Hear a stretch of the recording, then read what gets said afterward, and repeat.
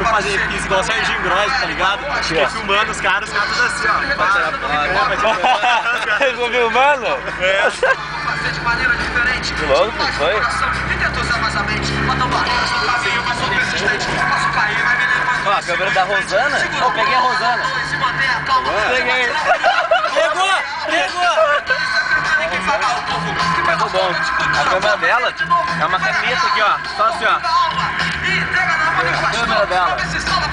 Só de canetinha, ó. Eu peço proteção a Deus, ao Oxalá e infantaria que eu sou, tô na linha de frente. Filho de Janeiro, vem de século, a chafata aqui.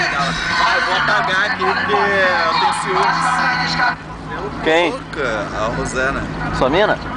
A mina que eu neto pro Ah, a Rosana do Unital? É. Eu vi os créditos dela pra você mesmo. Foi caro. Vou apagar que eu tenho ciúmes. Essa loira é muito gostosa, cara. Tira uma foto, né?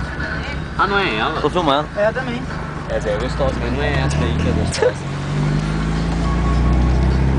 Então com calma aí, acabei de ser atropelado. Então, Thor, se a gente for no Pão de Açúcar... Tem que pegar o controle, filho.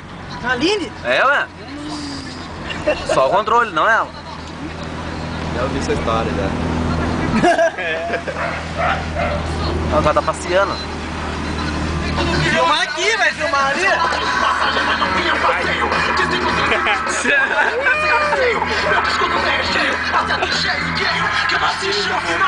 Ah, é?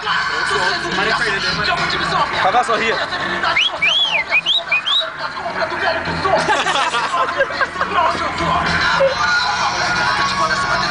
Rolê por Taubaté. Ah, é?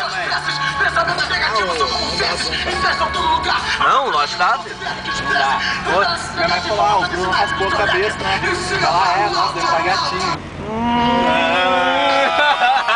Ah, é? É, tem uma puta falha. Isso que eu ia falar, porque não gosto da falha. Eu vou zoar ele. Falha é o charme, cara.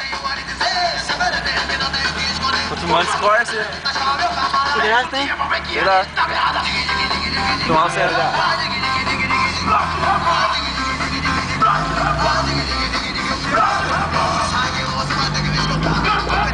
Puta, olha o sol. Ah, tá bom, né? Vamos aperto, tá bom?